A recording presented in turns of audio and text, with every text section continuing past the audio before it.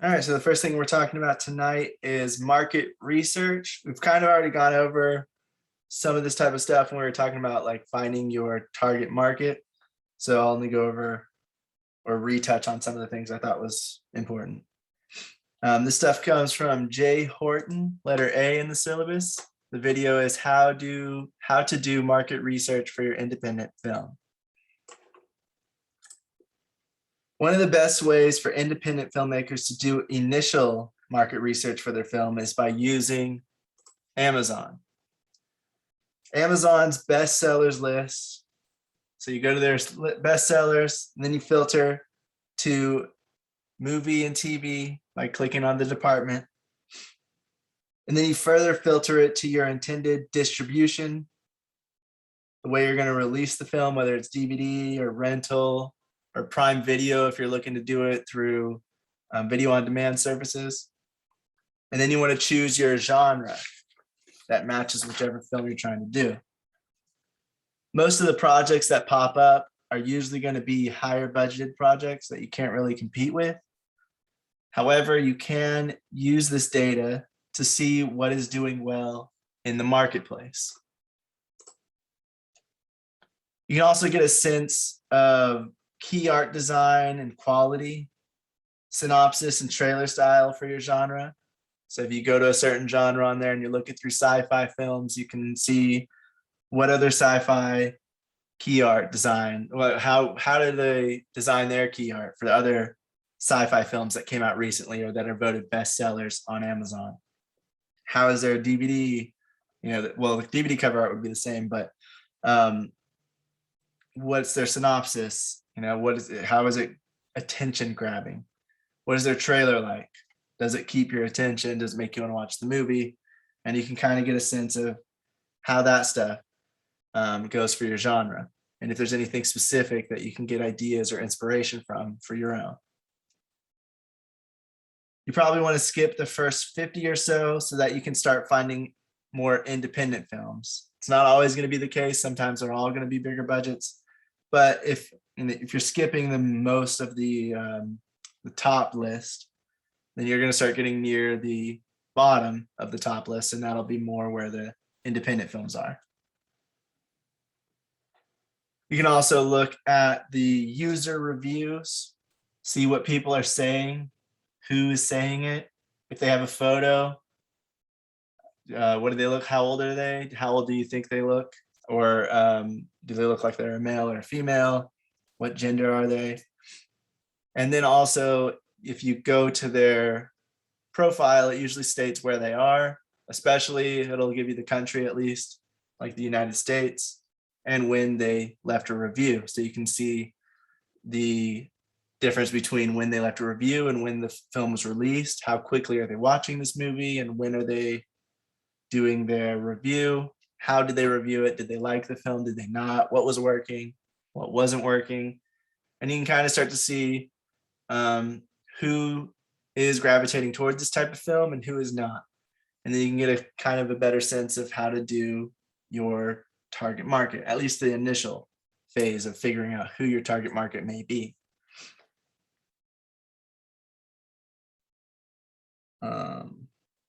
You can also click on their profile individually and then see like how many reviews they've left, where they're from. There you go, New Jersey. So this guy's from New Jersey and he's saying that he liked it. I think this is Thor Love and Thunder. So he left 4 out of 5 stars on it, saying he likes it. And you go to his page or his profile, and you can see that he's from New Jersey because he's left 20 reviews. And then you can look through his other reviews. What is he reviewing? Does he review movies that are like this? If so, that means he's a fan of this type of film. And there you go. That's one of your target market maybe, because he's watching films similar to something you might make in your genre or something that's not closely related.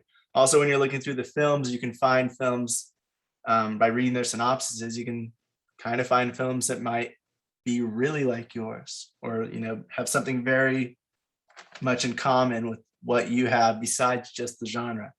And then you can definitely look into those and see how do people like it and who is liking it, and kind of try to get a sense of what that market might be.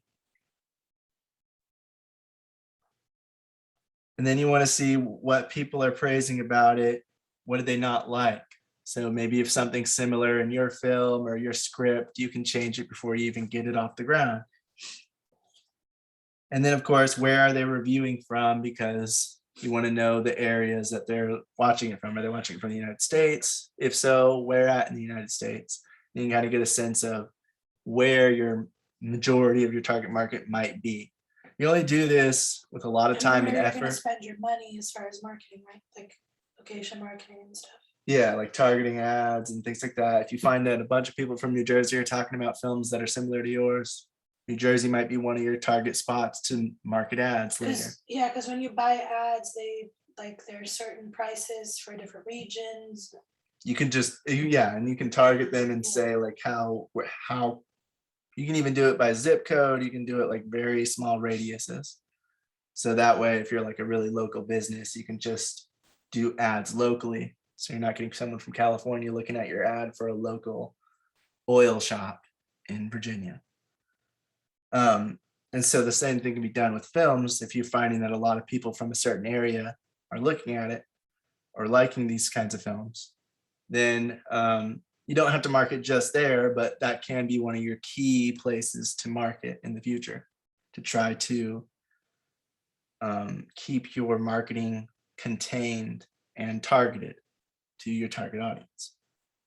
But like I said, you can only do this with a lot of effort. It's going to take a lot of time, and you want to review a lot of movies, not just one or two. You want to actually look through a bunch of them, and you want to find the commonalities between them and the commonalities between the audiences that are leaving reviews. On IMDb, you can do the same thing. You can go to IMDb, look through films of a certain genre and the top ones, skip down a few, find some, especially if you find a shorts. If you find a short horror films or short actions or whatever it may be, shorts are really a good place to start because those are typically not going to have as big of a budget, and they are mostly going to be made from independent filmmakers. Whereas the feature films, it's going to be a mixed bag more often.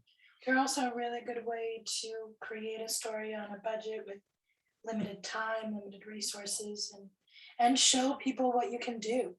Oh, I'm talking about research. No, I know, but that's what I mean. So like researching, that's what I'm getting at. Sorry, sometimes I ramble. What I mean is, so when you watch these things, you can have an idea of, okay, people that are watching this like this about it, like that about it. And when you make yours, you can follow that as well. Right. And it's just a way to find independent filmmakers so you can get more closely aligned to your budget level. Even if it was made by a bigger director or something like that, a short film usually aren't watched as much as feature length films. They definitely don't make as much money, so they're not backed by as much financing. And so indie films are also more common for you to know their budget, because they tend to say it more often, either as a like, look at what we did with this much, or oh, we only had this much and this is what we could do. So that's another way you could research, like, okay, this is my budget. What have people done with the same budget? And how did they do it? That's also a good way to go about it. Right. Well, of course, with short films, it's going to be a different, like if their budget the same as the budget you have for your feature length film, yeah, it's going to be a better short film quality if they use their money right. Yeah, than you can do with your feature film. But it's just a good way to find some information that you can utilize for your market research to find that target market, to get some initial information to start creating those demographics and figuring out who to market this to and who would like it, if there's even an audience for it. But yeah, for IMDb, you can do the same thing. You can see the reviews of the people who have left the reviews, what it's rated, and how they liked it. And then you can see where they're from, who they are, if they have a picture. If they don't, then you can just see the name and at least draw a conclusion of maybe they're a guy or a girl, and try to go from there, at least to figure out if it's mainly females or mainly males that like this film. Beyond that, you can also see who made the movies. check out the filmmakers that made those films. What other content have they made? Who follows them and what are their demographics, interests, likes, and etc. I was just gonna say, it's always great for you to actually follow people that are in the same realm as you, that are also independent filmmakers, because that will be extra research that you will take on. Like, okay, let me learn from their projects before like I start mine. Let me see what these other people did, how they did it, and research these areas, price ranges. Like, you can find out so much just from looking at their like social media pages. Right. And so you can find, okay, I saw this short film, horror, sci-fi. It's called Home. It's rated number 22 on the top sci-fi list of 2022. I think that's what I put in. Either way, you can do the criteria of like the date and everything. So you can find most recent ones too. And then, okay, this director, I think it's Janelle Warren. Let's look her up. See what she's like on social media. How does she do her profile? Does she have a following? All of that kind of stuff. You can find her on, I found her on YouTube. Found her on, I think it's Instagram.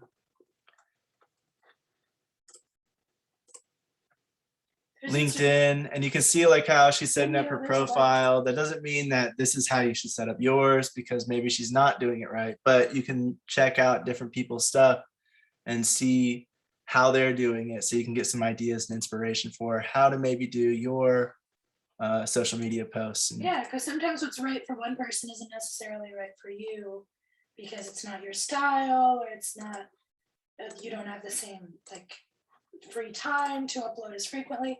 So having some consistency your way, or creating your own way of like putting yourself out there, might look different, but that's why it's good to research. Yeah, and then you can see, okay, how do they do it? How are they doing?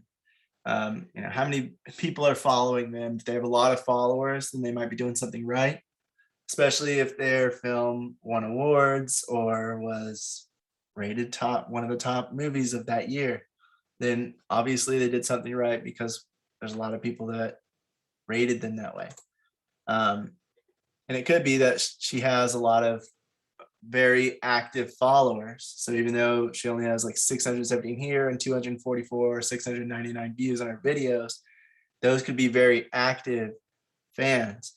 And they could be the ones who rated that movie very well. And that is still something really good to look into if that's the case. Just because they don't have a huge number doesn't mean that they're automatically something you should ignore, because if they have an active fan base, that's more important. So again, it's going to take a lot of time to look into all of that stuff, but it is worth it to try to figure out who would like this kind of movie and get an initial target market for your film.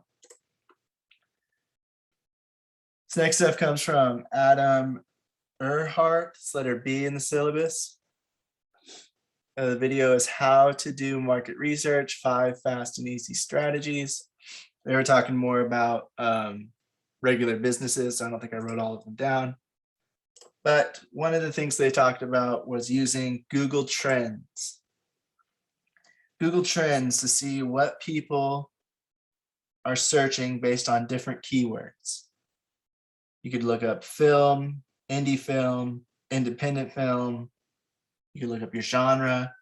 You could look up low budget, etc. You can look up so many different things, and then you can see the analytics of where it's searched from, how often it's being searched, whether it's declined or increased in popularity over time, or if it's had spikes, like this red line right here, whatever that is. Oh, ketogenic diet is what they were looking at.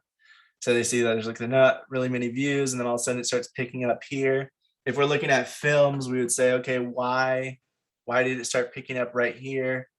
Why is this kind of film, or why is this certain keyword picking up and doing a huge spike at this moment between March 19th, 2017 and July 28th, 2019?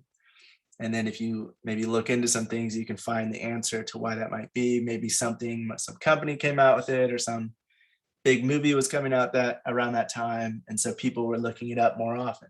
Or it could have a gradual increase or decrease, just like this blue line, where it's just either gaining popularity or declining in popularity. You'd be surprised. Sometimes all it takes is like one good movie to open the door for like one big blockbuster movie. It doesn't even have to be good. It just has to be like an interesting premise or whatever. And people are like, you know what? I want to see this done differently. I want to see other movies that did this or other projects that did this. And that'll make things spike.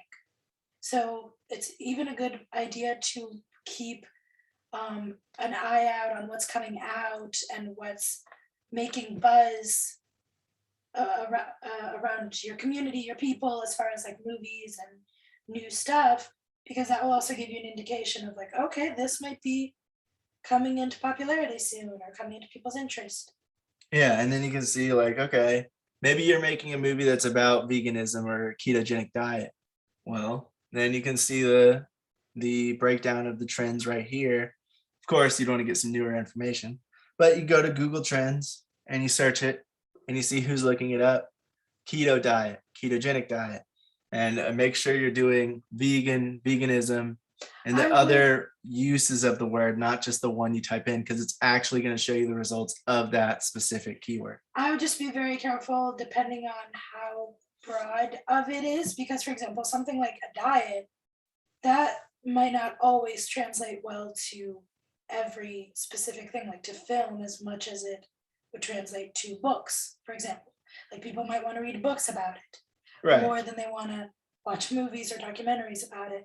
So that's another thing. If your subject matter that you're looking into is a little more vague or a little more broad, that's another thing that you have to be more careful with, because that doesn't always translate to interest in this specific area.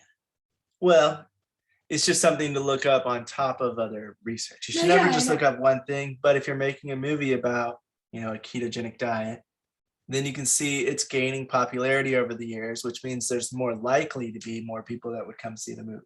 No, yeah, I just mean because we do hear stories about this all the time where they see a trend that's popular and they're like, oh, this can probably translate into this other medium, and it doesn't, which is why subcategories are important, and also knowing what they're looking for is important.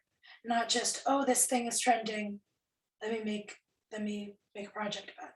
Well, the other thing you can do with this analytics is make your website, make your social media posts more SEO friendly. And that means you're putting in this keyword, you're into your thing. Oh, we made a movie about a person on a ketogenic diet. Now people who look up ketogenic diet based on the Google Trends, there's more people looking it up than there used to be. Maybe some of them will come and filter through to your film. Of course, it's not going to be like everybody who looks it up is going to watch the film, but seeing that it's gaining popularity means there's more likely going to be, you have a better chance of there being more people finding the film and more people watching the film just based on the fact that it's gaining popularity. But of course, like Priscilla's saying, you don't just want to look that up and be like, okay, ketogenic diet's gaining. You also want to look up indie film, and you want to look up other keywords that match what you're doing.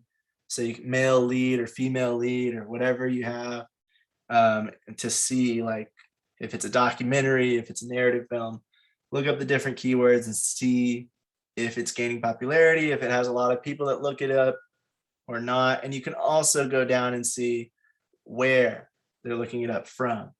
Is it in North America? Is it in Europe? Is it in Africa? Is it in Australia, South America? Where are the people looking it up from? And that might be something you want to consider when you're thinking of target market. Is that region? A lot of people look up this thing that I'm doing. Maybe I want to focus some effort there or look more into it to see if this area would be more likely to like my film or watch it.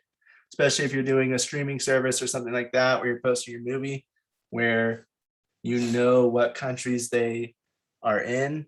It can help give you a better idea of how to market to those countries if you have this kind of data, which is why it's so important to kind of look it up and see. You can also see if during certain spikes in the year, if there's like obviously if you look up horror films, I'm pretty sure during October it spikes every year because Halloween. Um, I'm not going to say that definitively, but I would just guess based on it being Halloween that more people would look up horror films. And so you can get a sense of when people look it up as well in the year, if they have like spikes here and every few months or every year at a certain time to see when, and then you can kind of make a strategy based around when to start posting your marketing, when to start your marketing campaign, and when to try to have your film released by a year, 2 years, 3 years from the time you start doing your market research. Other than hiring a market research firm, much of an independent filmmaker's research will need to be conducted in the same ways you attempt to discover your target market or your target audience. Looking into similar projects and their audience, seeing who makes up the majority of that audience and what their likes and interests are, as well as demographics and geographics, all that geographic and demographic information. And then reaching out to your target demographic and seeing if they truly would be interested in your film, and then going from there. You always want to make sure that you don't just draw conclusions. You make assumptions first, and then you actually communicate with the people you think are in that target audience or target market. See if they actually would be interested in that film. If not, ask a few more people that are in the same target market. If none of them are interested, then you might want to consider that you don't have the right target market, or that your film isn't going to do well because you don't have a target market for it. I would say you probably got the wrong target market. So just figure out who you might want to go after next, do that, see if they like it, and then you can go from there. Obviously, if nobody likes it and you've gone to like several different target markets, you might want to reconsider your pitch or something about your film that just isn't working. But other than that, that's just the way to do initial market research. After that, you kind of do all the stuff we talked about when we were talking about figuring out who your target market is. Does anybody have any questions, comments, or anything to add on market research?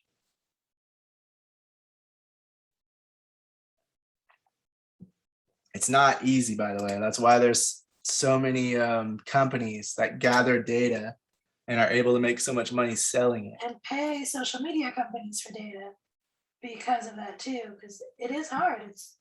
Because if they can quickly gather that data, it just makes it a lot easier than having to do what we would have to do as independent filmmakers and kind of dig in and go to everyone's thing and look it all up individually, because that's going to be a long amount of time. But it is worth it to find out who is going to watch the film, how big the audience is, and be able to utilize that throughout your entire filmmaking process for that project. Next up, we're going over is a few marketing tips and advice that we found through our sources in the syllabus. This comes from Ari Aspira. It's letter A in the syllabus. The video is Film Marketing, 7 Tips for Low Budget Movies. Create a marketing plan early. The earlier you start, the better. Create marketing materials before you need them, starting from an early stage. You want to have the marketing materials ready to go whenever you're ready to start doing your campaign, so you don't have to worry about, hold on, Vish said, any country-wise trend reports. There might be, I haven't really looked into that. There might be. You're talking about nation, like different nations, like nationwide report? I've heard that they exist, but different regions of different countries are very different. It doesn't just go for the US, it goes for multiple countries. Like what's popular in one region won't necessarily translate 100% to another region. Different areas, like it's very broad. And also with social media and with connectivity and all this stuff, it's becoming harder and harder for people, countries, community, specific larger areas like an entire country or an entire region to be interested in the same thing. That's why every now and then when something comes up in the internet that everyone's talking about, it's considered like super rare because there's so many different communities now and so many different subcultures and so many different trends all the time that if something can gain nationwide interest, that is considered something unique. So there are, I'm pretty sure, if you look nationwide statistics, but I would say that they're a lot more vague and a lot less, I don't want to say useful because I'm sure they're useful, but I feel like the more precise you can get, the better, in my opinion, because that way you know how to target it better and you know what to look for in those specific regions, in those specific states, provinces, stuff like that. What do you think? Yeah, I agree. I think that I think finding that information would be good, like having a macro. No, yeah, I'm pretty sure they have it. I've seen, I know like social media does it. I know Twitter does it at least, where they show like the daily, the weekly, and I think the monthly, maybe yearly. I don't know about further than that, but I know that they show the trending things right then and there because they want more people to see it and look it up. yeah, like Twitter has. So like, I'm pretty this is what's sure. trending in the U.S. This is what's trending in Brazil. Like every time I go on Twitter and I change the country, you can see different things trending. Same thing with YouTube. They have like the top 10 things that are trending. I think TikTok has something similar. Yes, I know they have that on like the daily and the weekly, but I don't know. I'm pretty sure there is some sites and stuff you can go to find like macro trend report data, but I'm not sure. I think it also depends on what you're looking for. Like if you're looking for, the genres that are more popular in said country, that is a lot easier. Like right now, like I said, Brazil's having a huge K-drama boom. So that's becoming a big thing there now.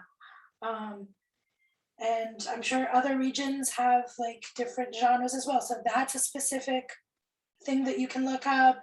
If you're looking up, I feel like it depends on the specific thing that you're looking up. You'll be able to find probably more data or less depending on what it is. What do you think? I mean, I would agree, but I'm not sure again. I still think it's useful. I'm not saying it's not useful. I think there is sites that do that though and let you do it. I'm pretty sure some of them especially would make you pay to access that information, but it could definitely prove valuable, I would say. Yeah, like there's a bunch of websites out there that show you analytics, different data, different trends. I forget the name of them. There's quite a few. I'll see if I remember the names and send them in the group. But yeah, so there's multiple ones out there. I'm not saying don't look them up, obviously. I'm just saying don't use just the nationwide ones because you'll probably need a little more data than that, than just, oh, this country, this is popular. Right. All right. Yeah, so Ari Asfera, she says, create marketing materials before you need them, starting from an early stage. You want to have those ready to go before you start a marketing campaign because you don't want to have to worry about creating that stuff while you're doing all these other things. By the time you're doing a marketing campaign, you are trying probably to get distribution, or you're trying to market your film and you're trying to communicate with your audience, or you're trying to make deals and do other things, or you're working on your next project or whatever it may be. So you don't want to have to worry about also creating more marketing materials as you go. It'll just be easier if you already have them ready. There's a list of top 10 best data analytics websites if you want to check that out. But I'm looking for specific like trend ones because I know that they're out there. I'm going to send this in the group just in case, the analytics one. All right. She also recommends hiring a professional stills photographer for stills and promotional photos of the cast. She also recommends hiring a videographer for the making of and the behind the scenes, as well as interviews with the cast and crew. She says, do a benchmarking analysis comparing your film to 5 others in similar conditions to see how they're doing. I mean, similar budgets, similar what do you call it? Renown of the crew and cast, whether they're known or not. and similar genre, similar length, and other similarities like that, and see how those 5 others did. Make sure those films are recent, within the last 5 to 7 years, and not really far back, because trends differ and likes and interests change over time. So you want to try to find recent ones if you can. She also says to do what's called a SWOT analysis of your production company or your film. And a SWOT analysis will determine your strengths, your weaknesses, your opportunities, and threats for your film, as well as your production company. Strengths could be the cast. If they are well known, then that's a strength for your film. That's a strength for your production company. If you have access to executives, if you've been around, if you've done other projects, those can be strengths for your production company, because you have more networking. You have the ability to access these people. Your key art, if you have a really good digital artist that'll help you make your key art or something like that, or you already made it and it's really good looking, that can be a strength. Weaknesses could be that it's a first-time director, or the cast is unknown, the crew is unknown, it's micro budget, and etc. Opportunities are external factors of the market, like your film having a lot of potential of getting distribution based on other films similar to it. And if they all get a lot of distribution, that's a good opportunity for yours to get one as well. And then threats are also external factors in the market, like genre. Comedy can be a threat because it's kind of hard to get that out there. It's very localized, like we were talking about a few meetings ago. And so it'll be a bit harder for you to get that to the market and sell it, because it's a harder sell. So that's a threat. Or maybe it's the number of films produced, like yours. If there's an oversaturation of it, that's a threat, because there's a lot more to pick from that kind of film, and they don't, the market doesn't generally like to have oversaturation of things. So if your film is different from something else, but similar to a few, and there's not many for it, but there is an audience for it, then that is an opportunity. Whereas if there's more films for it and people are getting sick of it, people don't want to see this kind of thing anymore because it's been done to death, then that becomes a threat. Okay, so I had saved a few. I knew I had some in my notes somewhere, but mostly these are websites talking about all types of trends, mostly products and stuff like that. So they're not going to be like specifically to film. The ones that I found, I'll send. They seem to be more like data gathering and like, here are things that are popular, or here are products that might sell. I sent like 3 links in the group and in the chat. So I don't know how useful that would be, but that might be a good idea to just check out if you're curious. I don't know. Yeah, I've heard of trend watching. I think we talked about that in one of the meetings. Some of those are definitely useful to just pick up on like different trends that are happening. It depends on how recent the trends are, though, because it's the internet. So you don't want to do daily. You want to like look at a longer term trend. I would also say that these trend sharing websites are really good and helpful.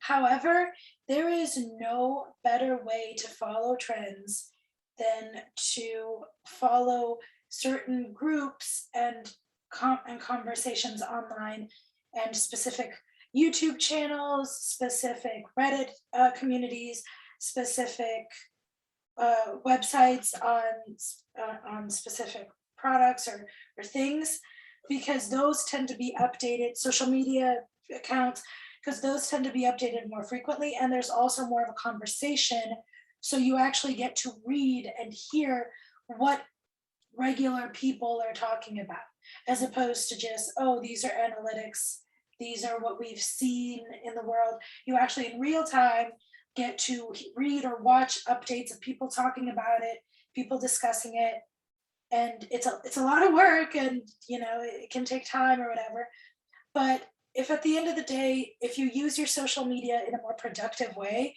instead of, oh, I'm just going to go there and scroll, see what my friends are up to, but you follow accounts that interest you, trends that interest you, and you read the comments, you go on those forums or follow those YouTube channels with updates once a day in the time where you would just be randomly scrolling. That is a way of making your social media time very productive, and also of learning those trends that you're interested in and how big they are and what people are saying about them in real time. That's just my opinion and suggestion. Good note. All right, back to the SWOT analysis stuff. So threats would be anything that might make your film harder to market, harder to sell, anything out externally, outside of your company or outside of your film. Opportunities are externally things that have a better chance of making your film sell, whatever opportunities that come out. Maybe people were just talking about how they want a film that's similar to yours.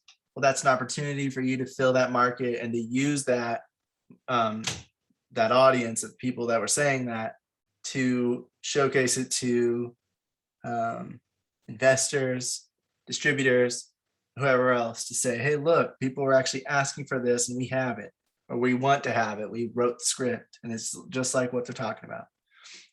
Strengths is inside your film or your company, whatever makes it have a better chance of selling. Weaknesses are things that you have to realize that are going to make it a harder sell internally, and that's probably stuff like it's an independent film. That's one weakness already. It doesn't have as big of a budget, it doesn't have as much marketing, maybe you don't have a following, maybe you haven't made anything and this is your first project. All those things can be a weakness, and so you need to really think about these, all 4 of these, and make like a huge list of them. Then you want to pick 2 or 3 strengths and 2 or 3 weaknesses from each side and try to cover the weaknesses and enhance the strengths. So when you're trying to sell it, when you're trying to market your film, focus on the strengths. Once you figure out what those are, focus on them. If it is the key art, make sure you have that out in front always. If it is the cast, make sure you have that out in front. Oh, this person's in it. This person's in a movie, because that's going to make it an easier sell. So you always want to have the strengths out in front and try to hide the weaknesses as best you can. It's going to be requested sometimes and you have to give out that information, but don't bring it out like, I'm a first-time director. That's not a good thing. So that's a weakness. Don't come out of the bat saying that. Start with your strengths. If they ask for the other stuff, then you can talk about it. But when you're advertising, when you're marketing, when you're trying to pitch it, use your strengths. Figure out your target market, as you'll be asked about this from investors, agents, distributors, and more. That's another tip she gives. That's why it's so important. If they might have an idea of what the target market is, but they want to make sure that you have an idea, or they might not know if there's a target market, and they might be like, do you know if there's an audience for this? Do you have any data backing that up? Have you done any research to say that somebody's going to want to watch this film? And if you have an idea, if you have looked up that stuff and done your research, then you can say, yeah, here's what I found. And you'll have a better chance of getting them on board. What will your main message be in your marketing, and what tools will you use to reach your target? There's social media, there's websites, newsletters, email lists, and those are all tools that independent filmmakers utilize often, as well as many other tools to try to market to their target audience. But you want to also have like a main message. You don't want to switch up your messaging in your market campaign. You can do 2 different marketing campaigns where they each have their own message, but the general overall message needs to be the same for whatever marketing campaign you're doing. And with a film, it should be the message of whatever the film is about, or whatever the film is, or whatever the main draw of that film is. This next stuff comes from Diversity in Cinema Academy. It's letter B in the syllabus.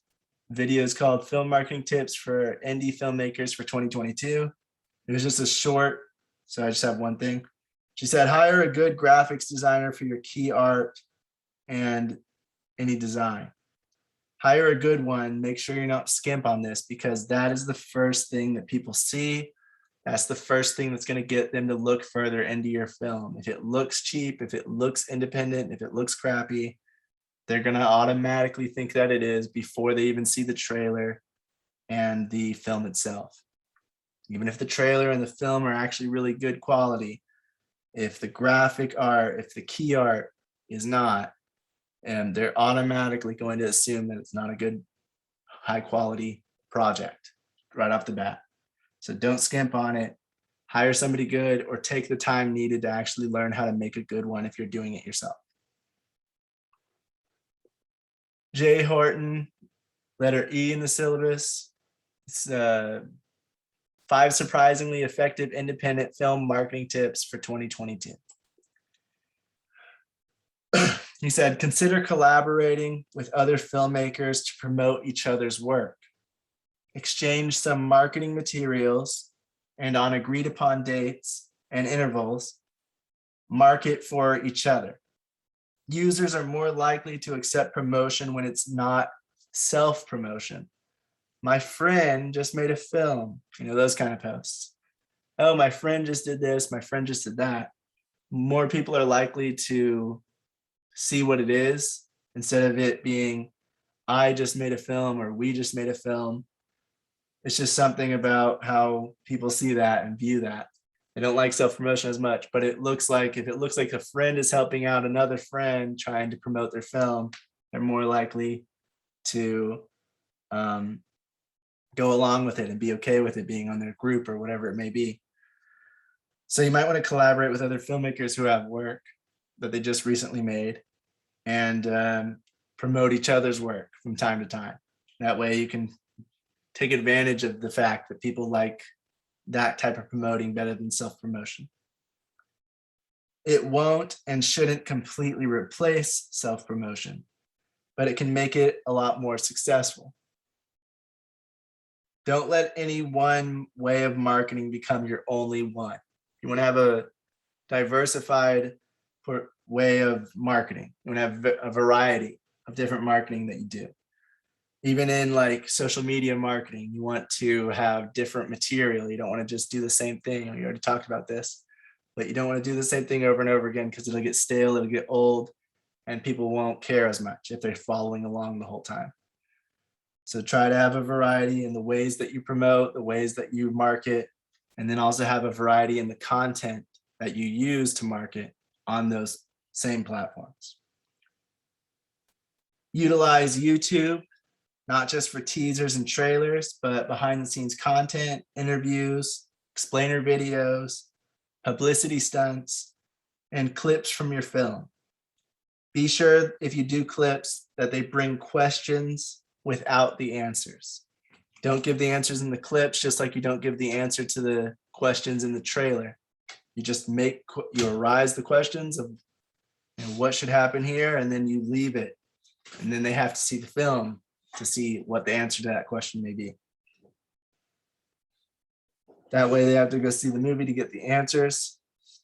It's not always going to be possible to do that when showing clips of the actual movie itself, but when it is, use it. Or hint at multiple possibilities. That's another way of talking about it. Or because throughout the film, there's going to be moments where they think it's one thing, but it's another, or there's like a misdirect or something.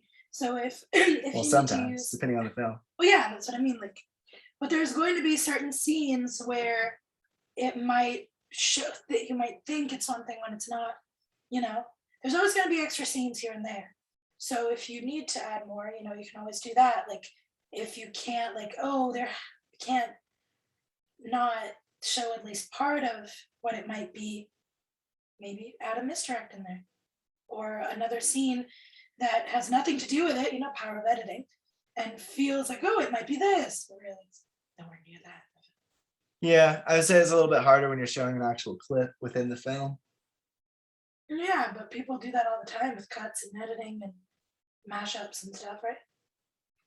Yeah, I would say more so with trailers, but yeah, I do agree. Like you can definitely add some misdirects and make it, but you never want to answer the question of whatever the clip or the trailer is bringing up. Is the main point.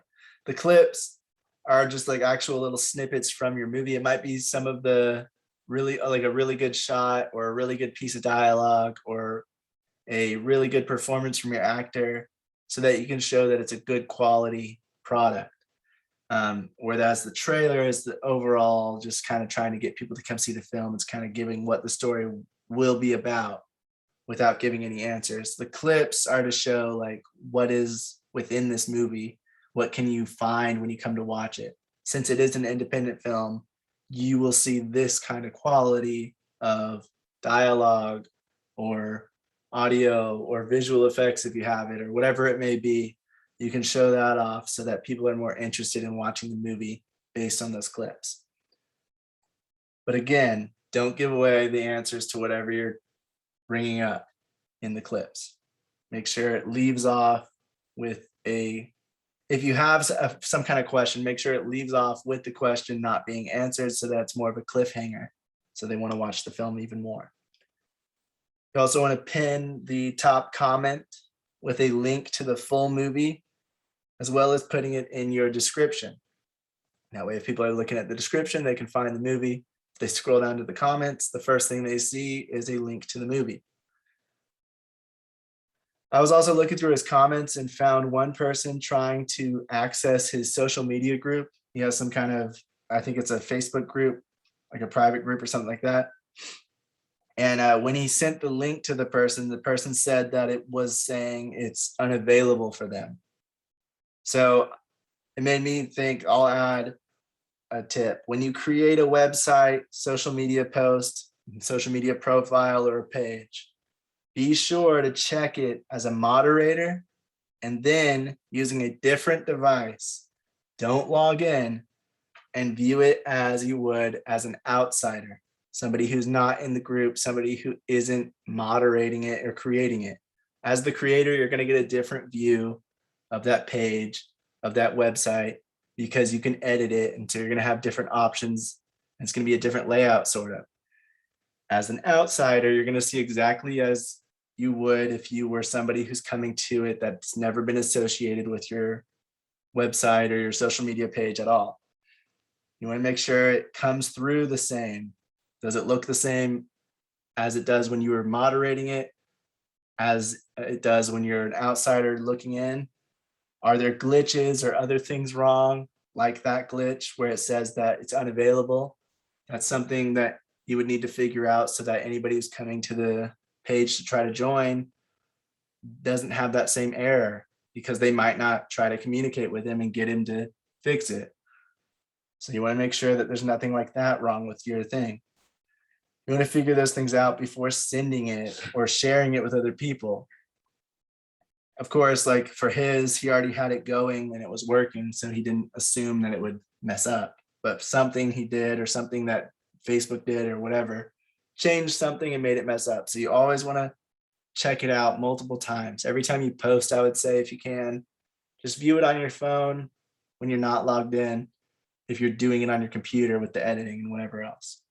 Or if you're editing on your phone, get on your computer, or have a friend or a family member or somebody who lives with you, or roommate, go to the site or go to the page really quick just to see what it looks like and make sure it's coming through. But make sure, again, I would say make sure that person or the family member or friend, whoever, isn't subscribed or isn't a part of your group or page. That way they can check it out as a stranger and let you know if anything is messed up. Because then if anybody is trying to get to you, however, whatever it may be, if there's problems, they might just give up and not even try anymore. They might not try to communicate with you to tell you something's wrong. They might just leave it and be like, oh, well, I was going to follow them. I was going to join their page. I was going to do this, but it's not working. So, oh, well. You don't want that. You don't want to lose potential followers, potential people that could have been fans that are going to forget about you because they didn't join your following or your newsletter or whatever it may be. So anything you're creating, just double check make sure it works with people that aren't subscribed to it already.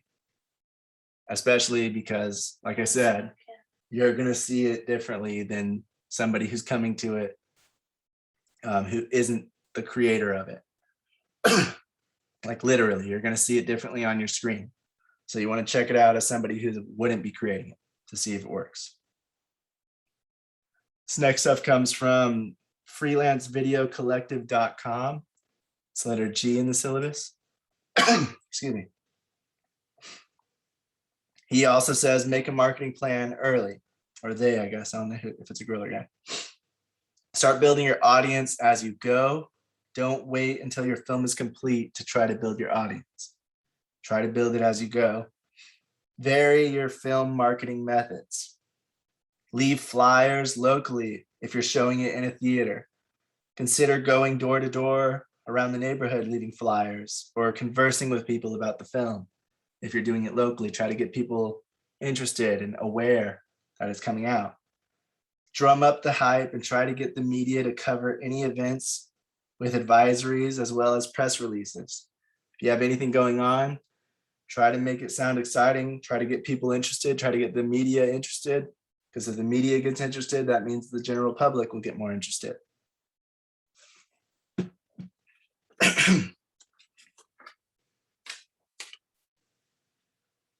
See what others are doing to get some ideas and see what works and what doesn't.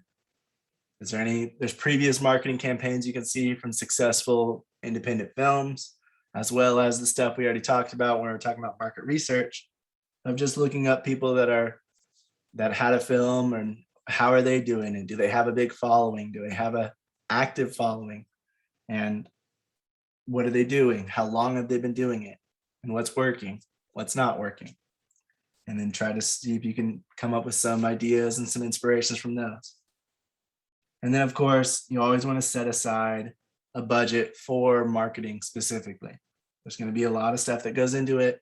You want to make sure you have the money to be able to pay for the key art, pay for the trailer, edit if you can't do it yourself, pay for advertisements if you want to do that, and whatever kind of content you're making for your marketing strategy, you want to be able to have funding for it if needed. So just put aside marketing budget. You also want to figure out what your marketing budget may be, and then put aside the money for it, and don't put it into your production budget, because then you won't have any money when it comes time to market it. With that out of the way, does anybody have any questions, comments, or anything to add about marketing tips or advice? No, I think that's another good one.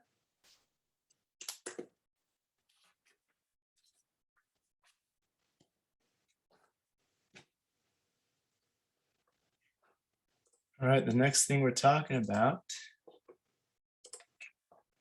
is going to be loglines and synopses. Synopsises. I think it's synopses. I think it's, yeah. Well, synopsis if you're doing it, but synopses if it's multiple.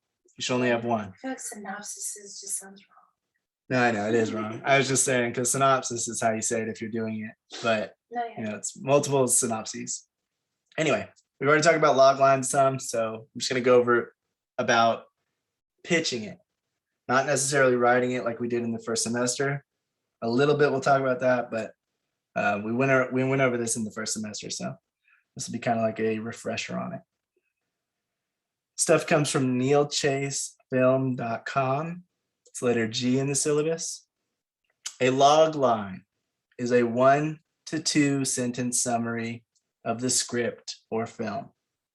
It is a way to immediately grab attention and interest in your film. A way to potentially hook producers, investors, and executives into wanting to know more about the project. Creating a great logline can be difficult, but it's worth taking the time to get it right. Some of the tips they gave are keep it short and concise. Only the main story should be in the logline. Whatever the main message of the film is, whatever the main moments are, that's all you want. You only have a sentence or two to explain the film. Don't get into the details of the side stories and whatever else you have. main story only, main character only. Don't use the names of characters in your logline. A man instead of Jim, or a woman instead of Katie. In the logline, nobody's going to know who those people are. And so unless it is an historical figure like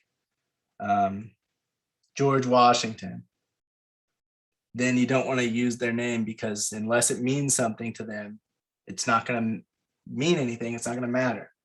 So Jim doesn't mean anything. We don't know who Jim is, not until we read the script. So don't put it in the logline. You're trying to gain interest so that they want to read the script, not the other way around. So a man or a woman or a detective or whatever they may be does this thing. You also want to avoid naming similar films in the logline. You're going to save that for pitching it. That's specifically for pitching it. This is like this movie meets that movie. That's not what you put in the logline. That's something you say when you're in a pitch meeting or say in an elevator pitch to quickly get the idea across. But in your logline, it's specifically about your film. So it shouldn't be talking about other films in it. Don't start with it's about a man and a man, blah, blah, blah, blah. Don't start with it's about. Yeah. It's more immersive that way. It makes it so that as soon as you start talking, like this happened, blah, blah, blah, the person starts imagining it in their head. As opposed to when you say it's about, they're listening to you talk as opposed to imagining. Like it's a psychological tactic. Boom. Loglines are different from taglines. Taglines we'll actually get to in a bit.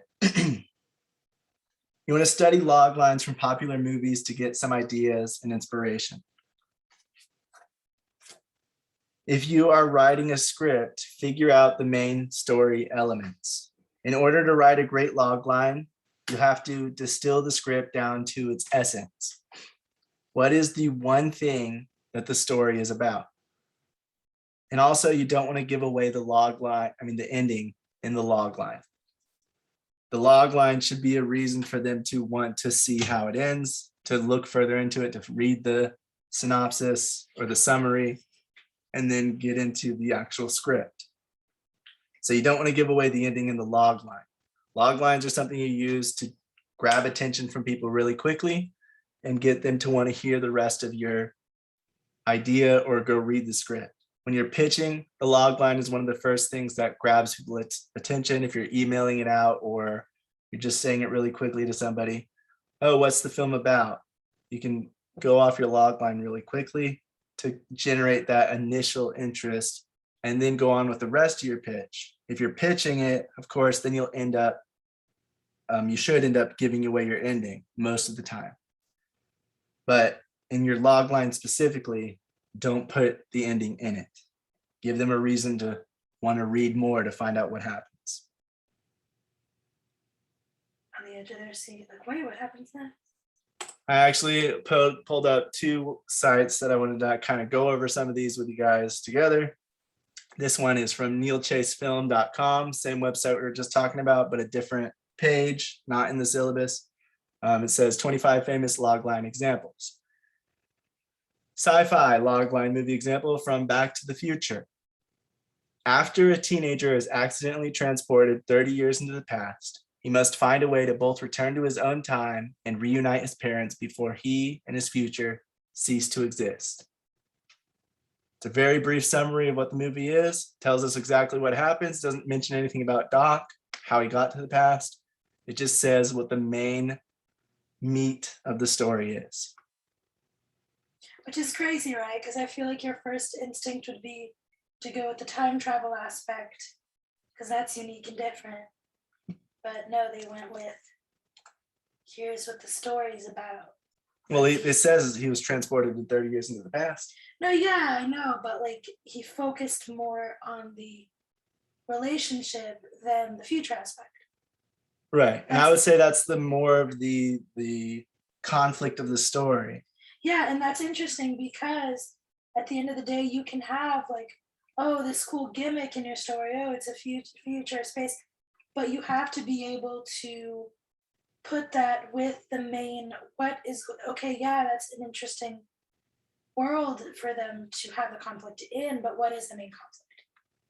I just mean that most people, when they're pitching it, their first instinct would be, let me talk about more the time travel aspect, not the relationship. Right. But you have to, like, just the gimmick itself won't drive your story. So you have to make them, okay, yeah, it's a time travel film, but why is it a time travel film? Why is it traveling back in time? What's so important? That kind of thing. Yeah. And so you use the main part of the story. What is the one thing that this is mainly about? And it's about, if he doesn't reunite his parents, then he's not going to exist anymore after he was transported back in time.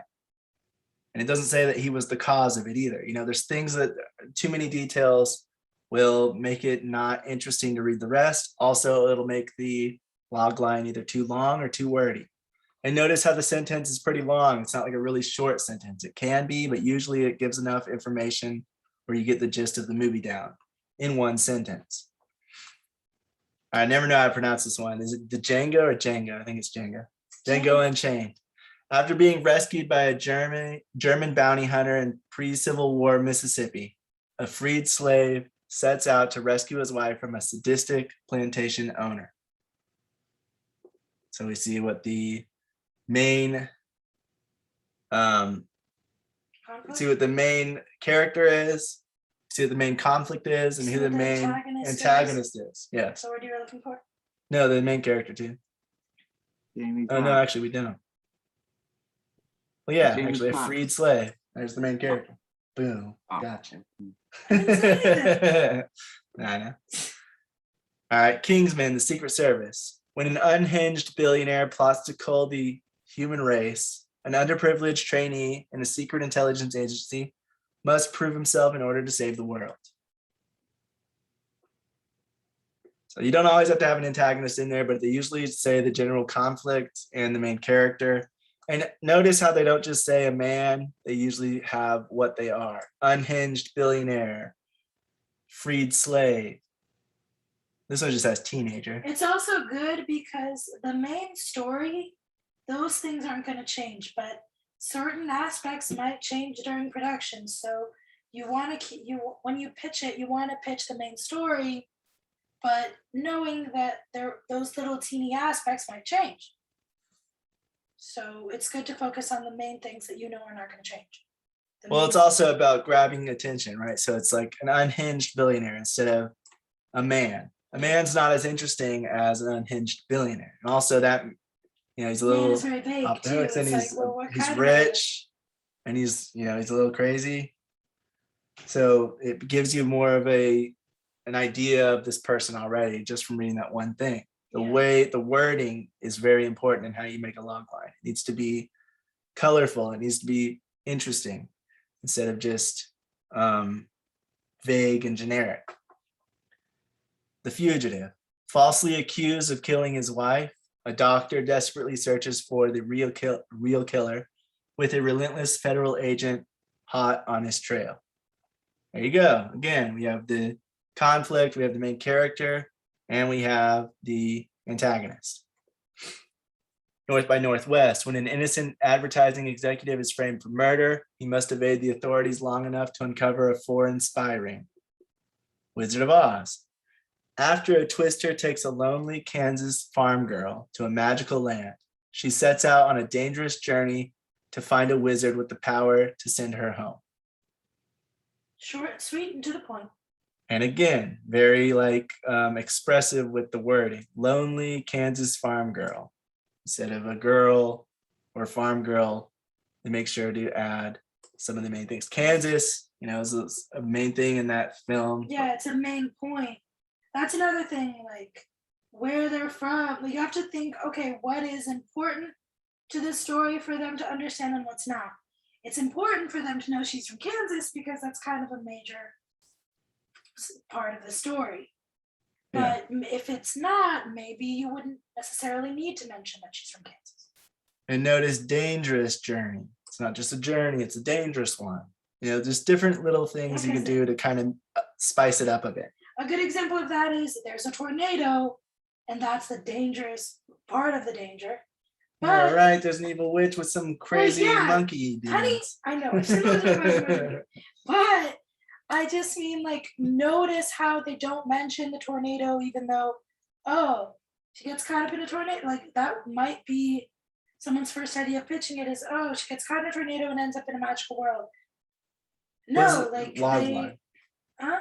Logline, No, not a I pitch. know. Sorry, but I just mean that like notice that they don't mention the tornado because they're like, okay, what's the main things we need to get across to catch them to make them interested in the story.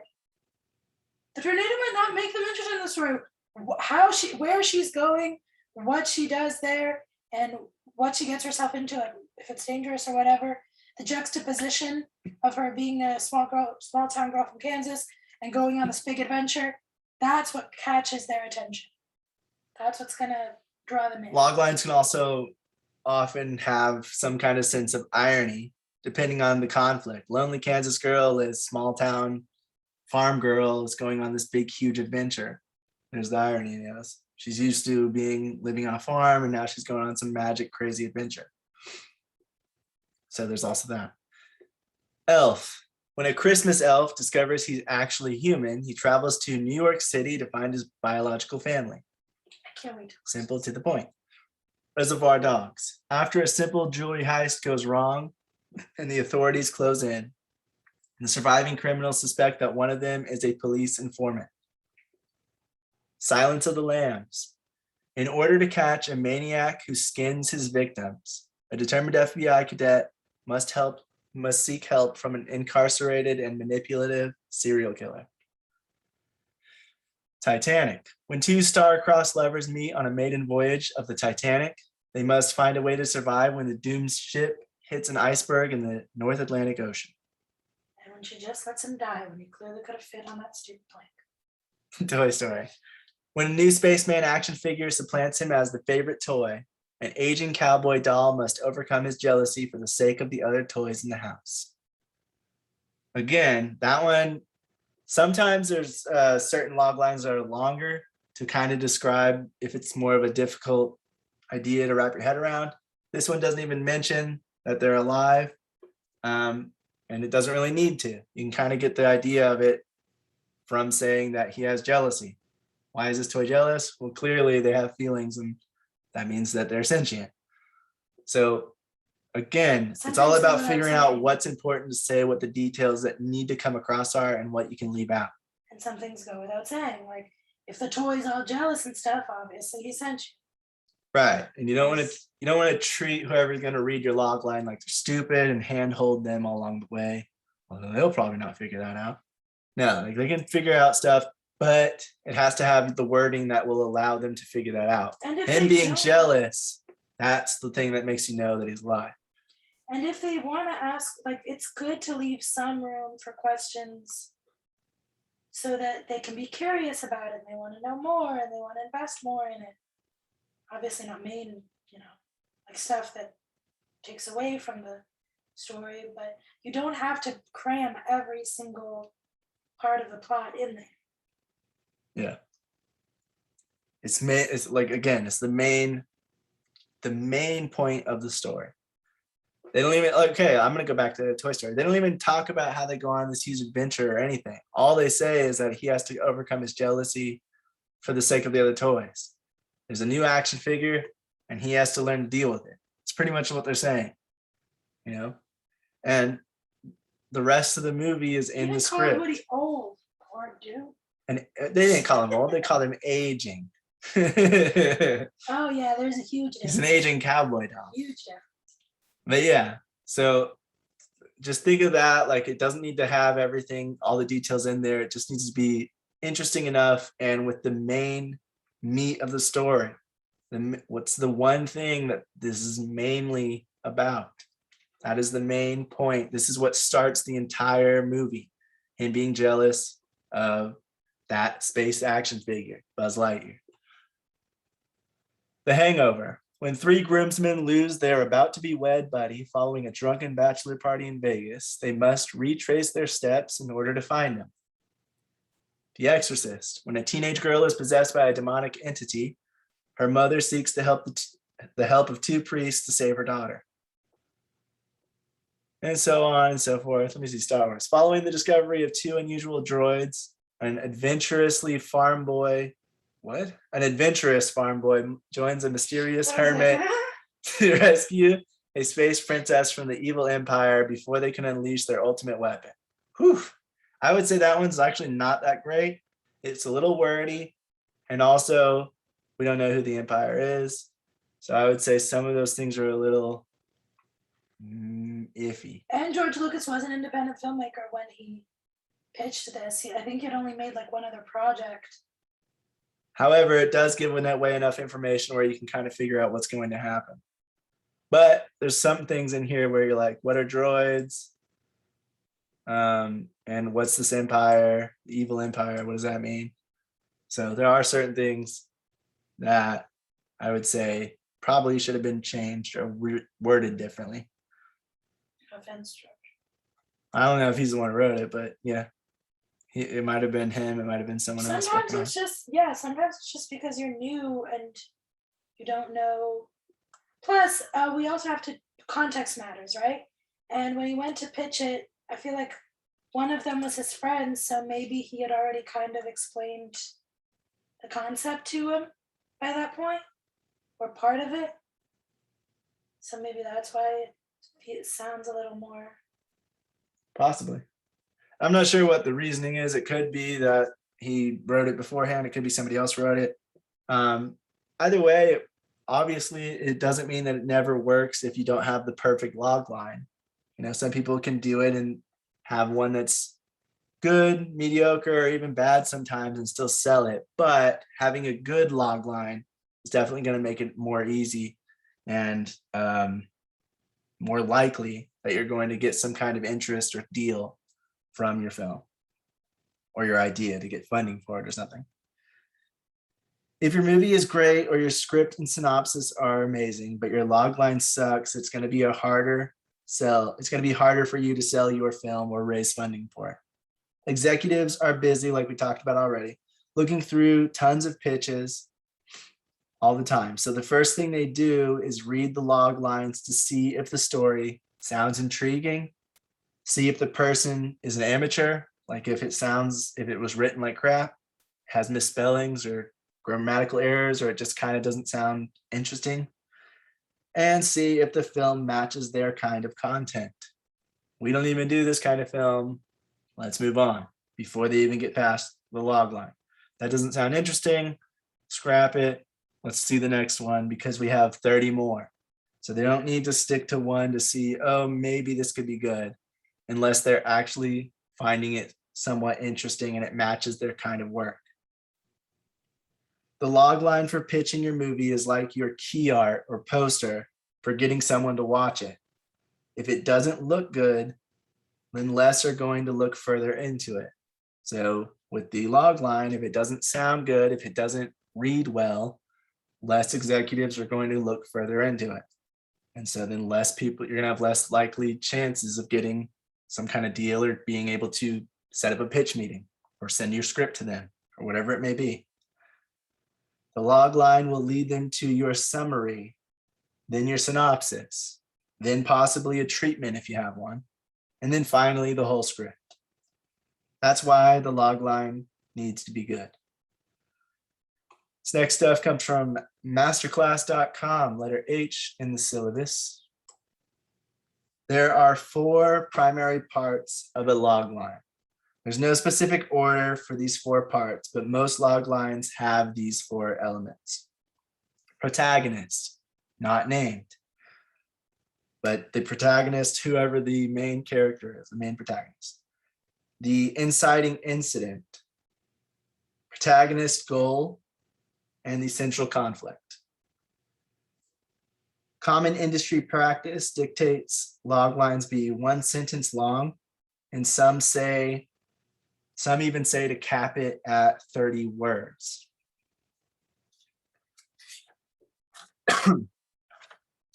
However, there are the rare outliers of effective log lines as long as a couple sentences. especially for complicated films. So it's not a hard and fast rule. It's just a general rule to consider. The shorter you can make it with while still giving away the details that are needed, the better.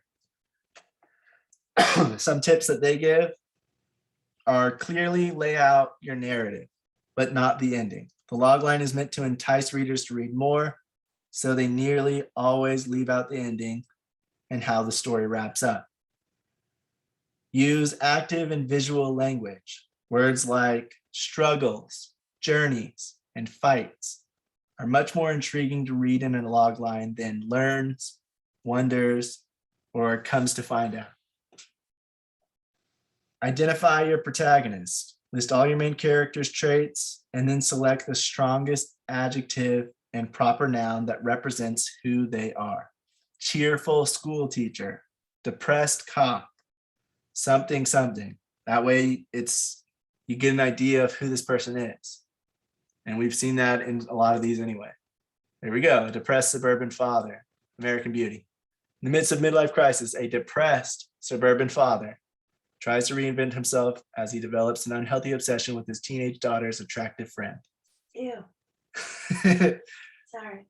No, yeah. But yeah, see, so they use like that characteristic trait. He's Definitely depressed. gives me a reaction. It's not just a father, he's a suburban father. So now you have this idea in your head of who this person is. He's depressed suburban father instead of just a father.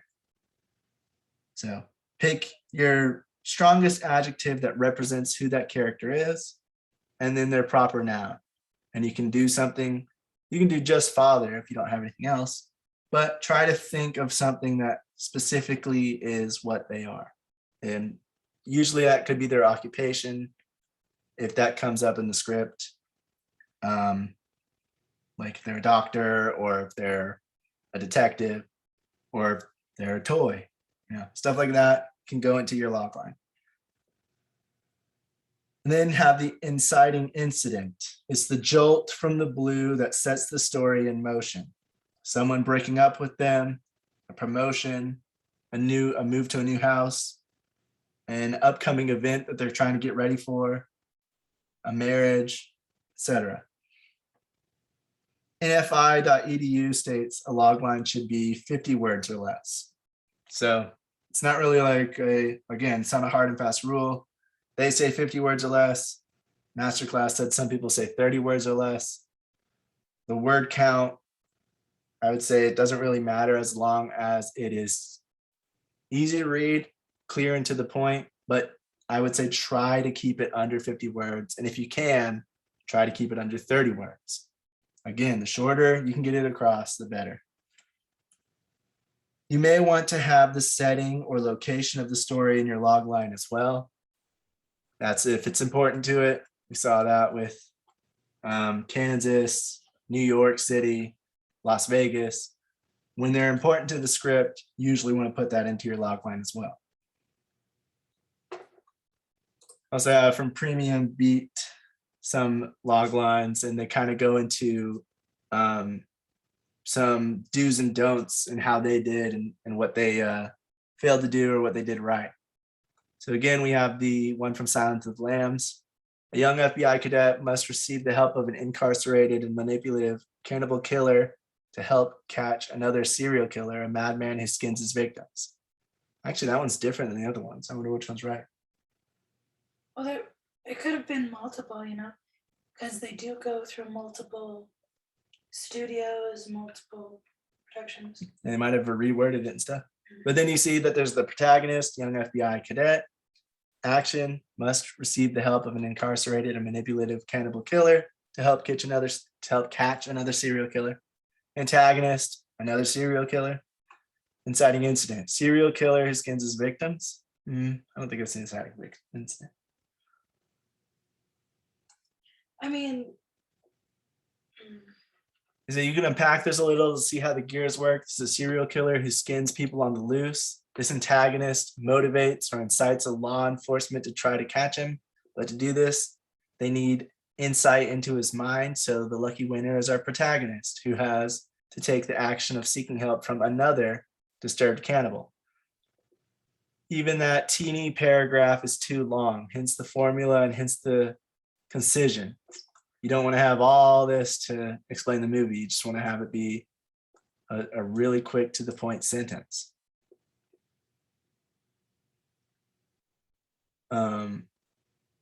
There's no complicated phrases, no flowery description, and no elevated ideas. The logline is full of direct, descriptive words that any of us can grasp and quickly assemble into a horrifying concept. Jaws. Where is that?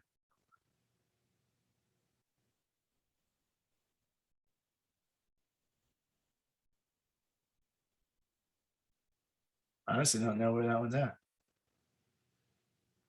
Anyway, you want to create your strong protagonist. We already said that. Pick your adjective, the one that most strongly represents who they are and what they do or what they are. If they're a suburban father or if they are a gambling addict. Hey. I gotta get going in like 2 minutes, so I'm just saying goodbye right now. And I'll have to watch the rest of the meeting. Sorry, I got a friend's thing tonight. Oh, no problem. Thanks for coming, Sarah. No problem. How much longer are you guys gonna go about? Just don't know where to come in. Probably like another 30 minutes, maybe an hour. Okay, yeah. So I'll have to watch the rest of this, and I'll see you guys on Monday. All right. Have a good one. You too. Bye. But you want to give their what they do and their strongest adjective to explain who they are. Be specific about character actions. The unexpected is your friend. Oddities and unexpected pairings work well as hooks. At times, simply typing out what your interesting character is doing before it's too late will just be a string of words. A striking hook can jerk your reader straight through to the end of your logline and often past several rules you might be breaking. Harry and Sally are just two boring names in a logline until suddenly we're talking about sex. More on that later. Marty McFly is an unnecessarily named teenager until I read that he's using a time-traveling DeLorean. A strong hook can go a long way toward converting a competent logline into an interesting one. So basically what they're saying is, if you did break those rules and you put their names in it, as long as you have something interesting that hooks the reader for your logline, you can still get away with breaking some of those rules. You don't want to break those rules, but if you accidentally do, it's not as important as you might think, as long as you still get across that this is something interesting that you want to look into further. You want to read the summary, you want to read the synopsis, and then you want to read this script because it's a good one. Here's what the idea is. That's the logline. Getting somebody interested in doing that. Godfather, the aging patriarch of an organized crime dynasty, transfers control of his clandestine empire to his reluctant son. Blah, blah, blah, blah. They're saying like for the logline for the Godfather, there's no inciting incident and there's no clear antagonist. Protagonist is described only as an aging patriarch, which shouldn't be interesting, and the only other character is a reluctant son, also not so compelling. Formula here is basically just protagonist acts, which is a gutsy approach to a logline. The descriptions are all clear and accurate, and while taken individually, they might not seem all that interesting. 3 words sum up everything. Organized crime dynasty. These 3 words sum up everything we need to know: murder, power, betrayal, crime. Again, you can not treat your audience like they're going to be stupid when reading it. Organized crime dynasty, people know what that means. It means the mafia, it means the mob. So they can think of that in their head and they can get an idea of what this is going to be like. Is basically what they're saying. So some things, even though they don't follow all the rules, even when you're reading professional ones, that doesn't mean that they don't work. And there are reasons that they work. Usually it's because they have certain things in them that make them work. Or they just, they don't need all of those specific parts to actually sell. It's just the ones that do have those are an easier sell. I'm not going to go over the rest, but if you guys want to look up more on these and like what they found were good and what were wrong, or what these log lines for famous movies did right and what they didn't do right, or why it might work, even though they didn't necessarily follow the rules. Then you can look it up, premiumbeat.com, writing logline for film and video project. I think I actually have it. Yeah, it's letter K in the syllabus. So if you guys want to look up more into that, you can read what they think of these log lines and what they're doing right, what they're doing wrong, and why they work or why they might not work. They even have some films in here that were considered bad, and they're like, I don't know how this is made because their log line's not even good. So if you're interested in that, letter K in the syllabus. Like I said, it just shows that because you don't follow all the rules, it doesn't necessarily mean you won't still be able to make the film or get what you wanted. It's just going to make it less likely that people are going to look into it further. And you always want to have the best chance of getting people to look at it. So having a really great log line, even if your movie itself isn't as good, the log line, you at least want to draw them in so that you have a better chance of them setting up a meeting with you or funding you or distributing you, whatever it may be. So next up comes from nofilmschool.com. It's letter L in the syllabus. Now we're talking about movie synopses. A movie synopsis is a 1 to 3 page summary of a film. A log line is 1 sentence or 2 sentences max. A summary is usually a paragraph or 2, and then a synopsis is about 1 to 3 pages, usually 1 page or less. Let me open that. Actually, no, that's good. So the layout looks something like that when you're doing a synopsis. Synopses usually cover all 3 acts and all relevant emotional beats to go along with the character arcs. They give some synopsis writing tips. You want to accurately tell the story in the tone intended. If you're doing a comedy, make the synopsis funny. If you're doing horror, make it a little spooky or make it suspenseful in a way. If you're doing action, you want to make it more explosive, more exciting seeming. Just write it in the tone you would for whatever film you're trying to make. Make it make sense with the first read. No extraneous plot points or tangents. You just want to have it be very clear and to the point about what this is. This could be the next thing that they look at when they're reading your log line. They could go straight to the synopsis and see what is the whole movie about before I dedicate all my time to reading this whole script. If it's a 90 to 120 page script, that's a lot of time to read through. So they want to read the overall story first before going in and diving deep into the actual page to page part of the film or the script, I guess. And that way, so with your synopsis, you want to make sure it's easy to read. The first read, I read it and I understand it. I don't have to go, wait, what? Go back to the beginning and reread it. Never want that because it's less likely that the executives are going to do that. They don't have time to do that. So again, it's all about time. You want to make sure you're making everything clear, interesting, and to the point, and brief as much as possible. You want the person reading it to be able to easily retell it to someone else also, without them getting confused in how they're telling it or the other person getting confused. You want the person being able to explain what this movie is. Hey, I just had this synopsis, this logline synopsis come in from this idea. I think we should get them in here and do a pitch meeting. Oh yeah, what was the thing? This. And you want them to be able to clearly explain it so that both parties understand.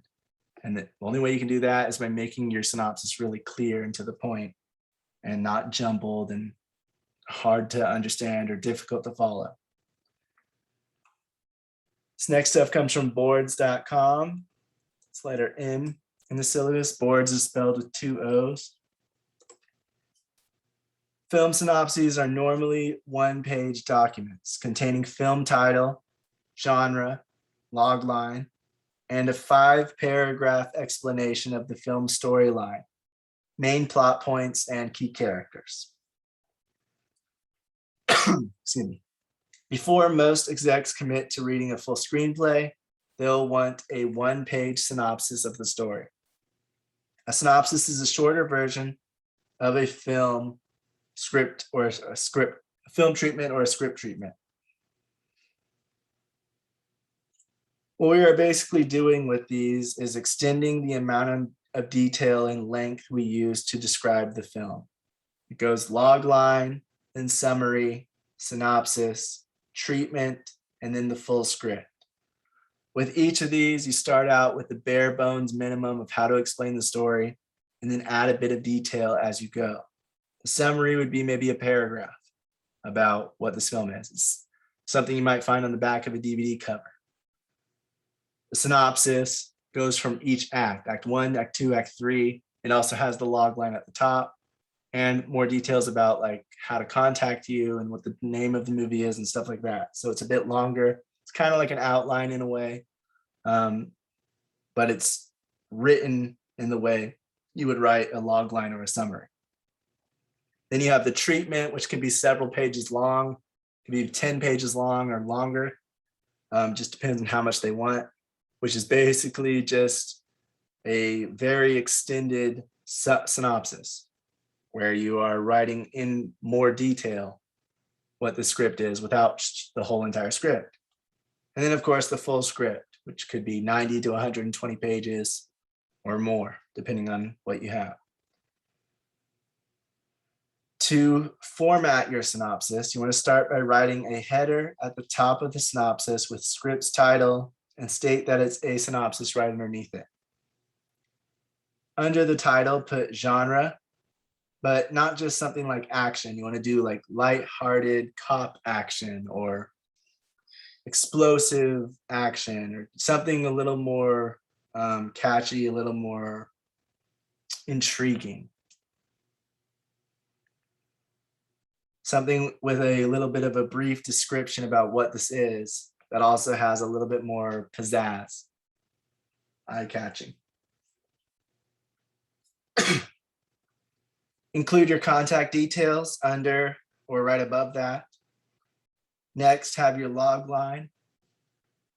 Then you want to introduce your character, your setting, and etc., which is pretty much the summary of Act 1. You're setting up who's it about, where are they at, what are their problems, and where are we going. Underneath that, you want to introduce main characters and main conflict that drive the story. You can do that in Act 1 or Act 2, depending on where it starts. And then you want to summarize Act 2, the buildup and any additional characters.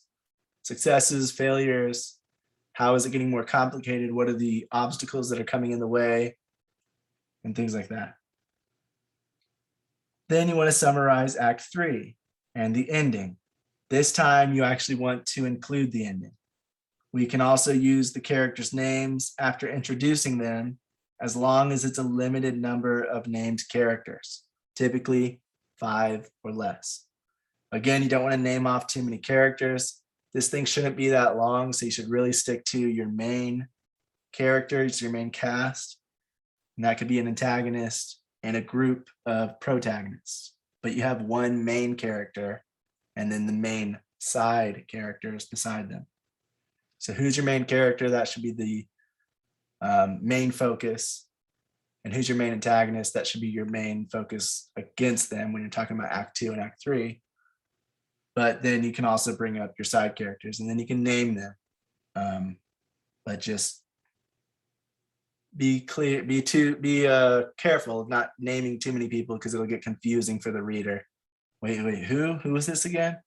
And so like they said for the treatment, you want to do the same thing with your synopsis. You want to name 3 to 5 characters. And then after that, you say like Joe's sister, Joe's roommate, instead of whatever name that person has. That way there's not too many names to remember. You want to write your synopsis in the present tense using third-person perspective. he, she, they, is, looks, turns.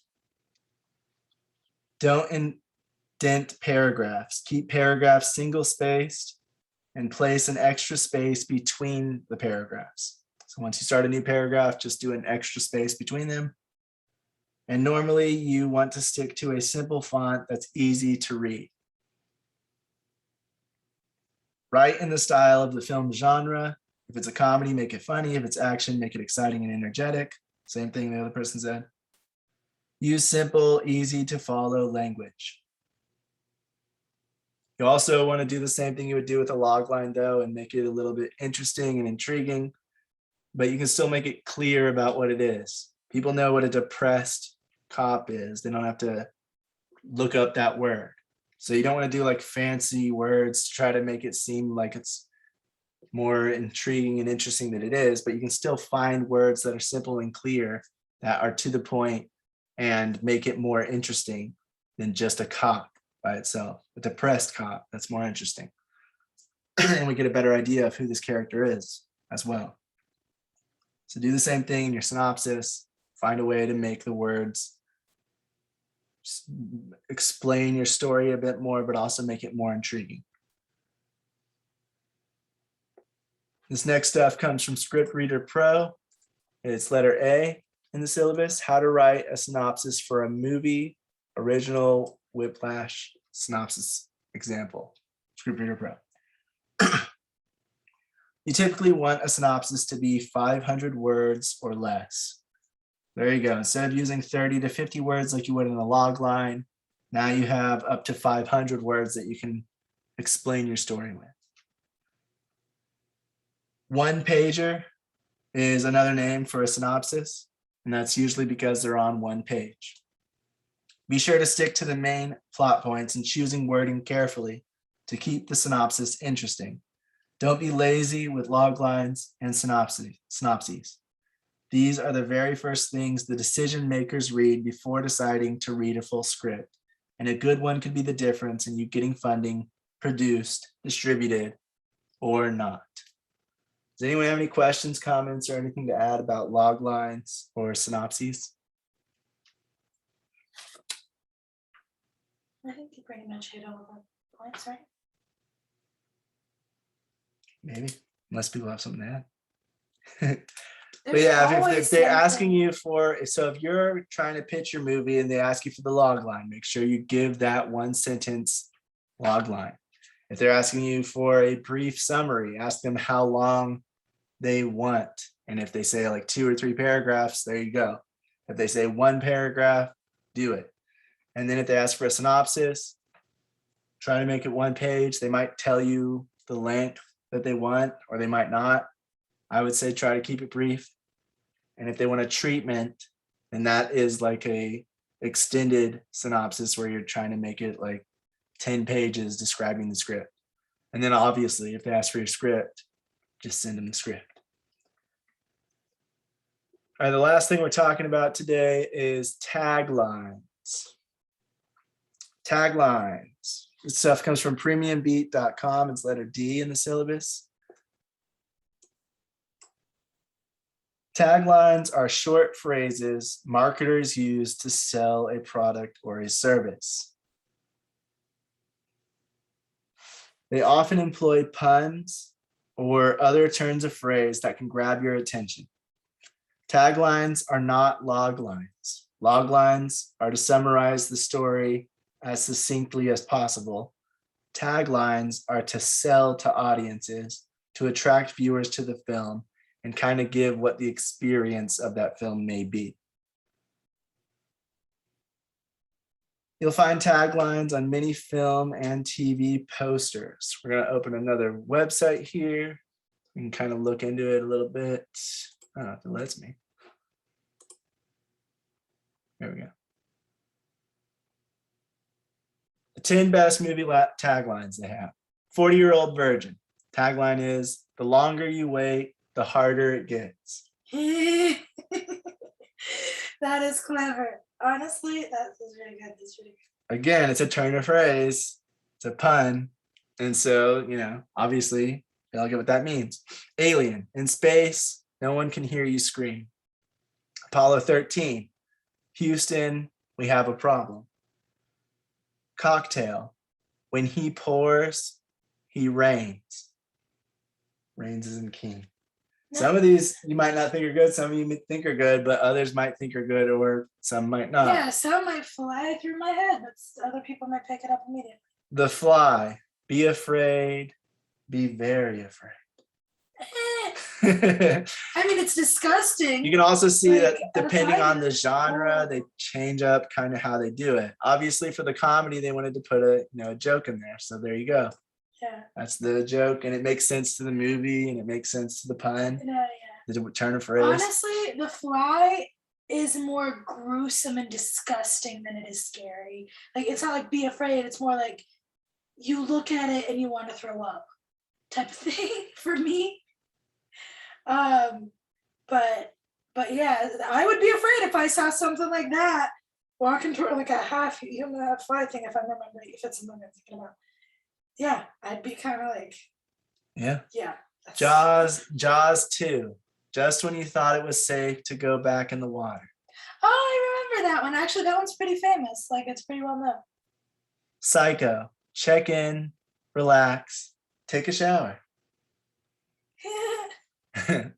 RoboCop. Part man, part machine, all cop. Oh, from that like all man type of thing, like that old expression. Yeah, like kind of like a deodorant commercial. Yeah. Rocky. His whole life was 1,000,000 to 1 shot. Star Wars. A long time ago in a galaxy far, far away. And they have 11 classic movie taglines. 12 Angry Men. Life is in their hands. Death is on their minds. Nowadays, you will see, and I'm pretty sure this happens even back in the day. This isn't the only one they come up with. They will come up with multiple different ones, and they'll see which one either audiences, test audiences, or the company will respond to more. Like certain shows will come out with multiple ones and see which ones are more popular, and then they'll stick with that one.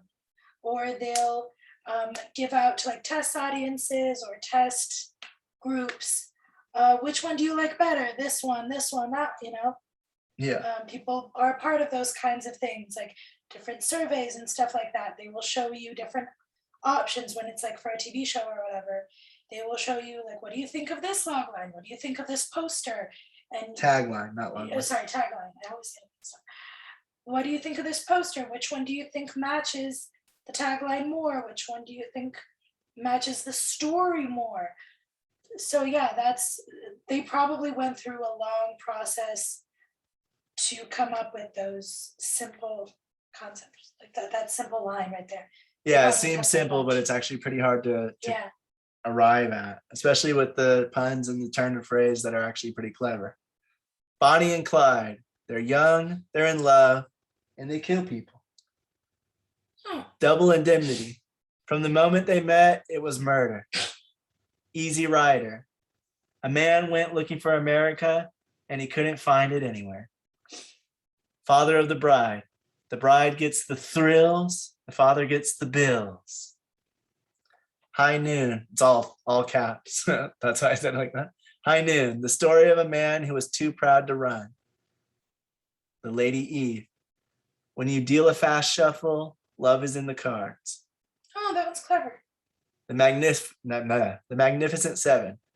They were 7 and they fought like 700. The Sound of Music. The happiest sound in all the world. Taxi Driver. On every street. Really? It's literally about them escaping. Okay, happiest sound in all the world. I think it's ironic.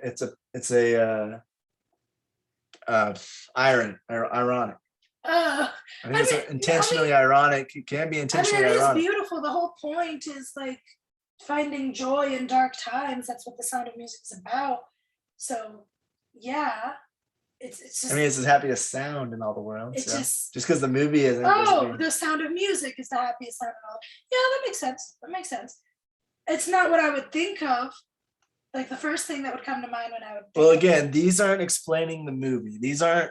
No, yeah. These are just to like be catchy, something you use in social media, something you use to promote the film, something that stays in people's heads, or makes them like, oh, what is this? Let me look up their trailer. I guess it's something that might not make them do that if they just saw the key art alone. No, yeah, I guess my brain just goes to, would I think of the Sound of Music when I hear that? But that's not always the case. Sometimes it's you shouldn't think of the movie. No, exactly. This is to make you look into the movie. No, I know. I'm just saying, like, if I saw that on a poster, would I be able to guess somewhat what it's about or whatever? I know that that's not the purpose. That's just where my brain goes, you know? So where my brain goes is, would I be able to guess the plot from that? Absolutely not. Absolutely. Taxi driver. On every street in every city in this country, there is a nobody who dreams of being a somebody. And a lot of violence. Treasure of the Sierra Madre. The nearer they get to the treasure, the farther they get from the law.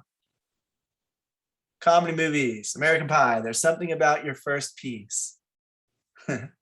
Army of Darkness, trapped in time, surrounded by evil, low on gas.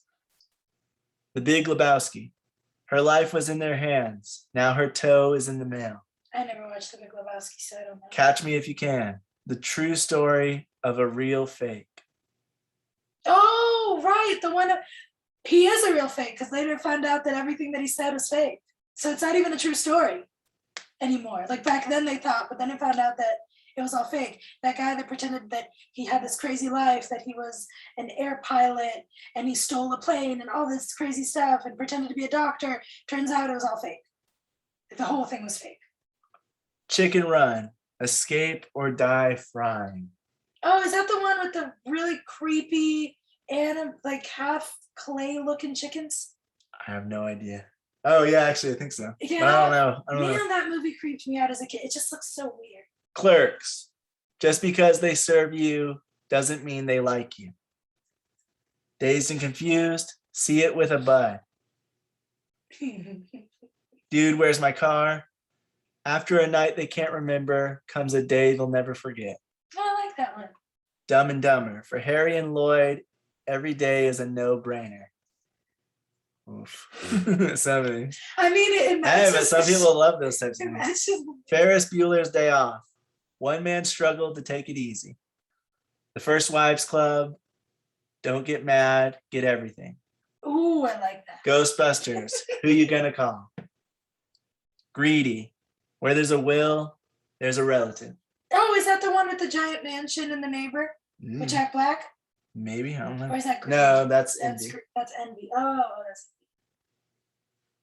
Yeah, I don't know. I'm not gonna read through all these, but you get the point. A lot of these, well, maybe I'll read through some. We'll see. Napoleon Dynamite. He's out to prove he's got nothing to prove. Scott Pilgrim versus the World is what? An epic of epic epicness. Like that. And so you kind of, like in the comedy ones, you kind of get a sense of what the humor is going to be like. Simpsons, he's asking? What's The Simpsons? That's a show. Is there a Simpsons movie? Oh, yeah, there is a Simpsons just saw movie. it. Yeah. Is it on here? The movie. Yeah, you just passed it. Scroll back up again. Oh, right yeah, there. there are Simpsons movies. See Our Family and feel better about yours. No wrong. Yeah, but yeah, like with the comedy ones, you can kind of see the sense of humor that's going to be in the Truman film Show, as well. On the air, unaware. Dude, that's a spoiler, isn't it? No, they immediately show us right in the first scene that he's on the air. Right. Sure. It's been a while, okay? Anyway. You think that Bernie's is what? Wait. All right, where? He may be dead, but he's the life of the party. Yeah, I like that. And then you got drama ones, Apocalypse Now, the horror. I know. These are so good. I know. Some of these are really clever. Brokeback Mountain, Love is a Force of Nature. That's not supposed to be a joke one. That's a drama. I know. I remember I watched it with my grandma by accident. So Godfather Part 3, All the Power on Earth Can't Change Destiny. The Graduate, this is Benjamin. He's a little worried about his future.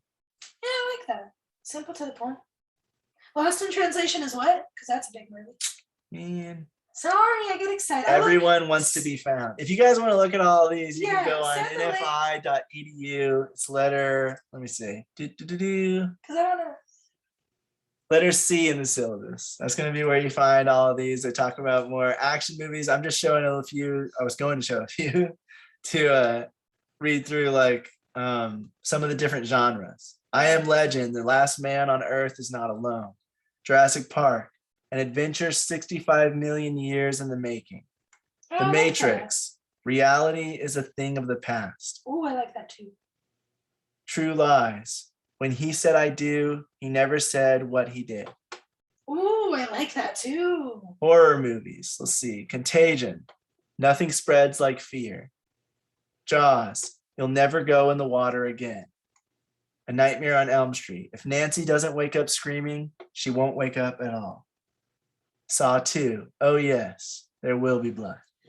Oh, because the first one is There Will Be Blood. Oh, okay. Yeah. So it's, a callback to the first one. Superhero, Spider-Man, with great power comes great responsibility. Superman, You'll Believe a Man Can Fly. The Dark Knight is Why So Serious? Disney Yes. movies, Cinderella, Midnight Never Strikes When You're in Love. Oh, I like that. Monsters Inc., We Scare Because We Care. Oh. Snow White, Still the Fairest of Them All. So you can see that with the different genres, with the different target audiences, they kind of change these too. And that's because these are marketing tools. They are not to explain the movie. Some of them are, but some of them are to give a sense of what the movie will be like, or just to have something funny or interesting that makes you want to look into the movie further, whether that be the trailer or watching part of the film. Taglines appear on social media posts, headlines on promotional websites, and in any other promotional material, and sometimes even on merch for the film itself. Taglines don't have a specific formula. However, it should be very brief, almost most of the time. It needs to communicate the experience of the film and usually relates to it in some way, some form or another. It should be clever, never boring, never overly descriptive, and shouldn't be trying too much, trying too hard to do something, be funny or be Which is interesting. hard because that's very Yes. subjective Yes. as well. Yeah, Clever like is marketing isn't subjective easy, but sometimes, yeah. you also usually want more than one, but you want to have one main one. So like Priscilla said, a lot of films will have multiple ones, they'll test them out. They'll have They'll at least use them 3 differently commercials. in different marketing. Sometimes they'll use a more, all right, let's say 40-year-old virgin. That one you might be able to use, especially with younger crowds. With an older crowd that understands what that would be, they might not like it as much. And so you might want to market something else to them.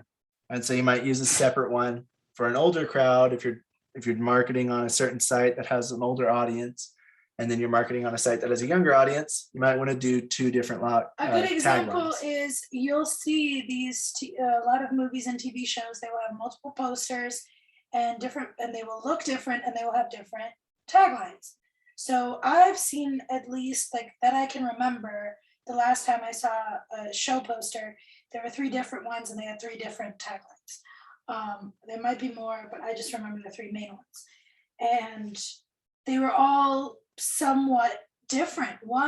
They were all like the same show, but they were showing different aspects of the show or different aspects of the movie.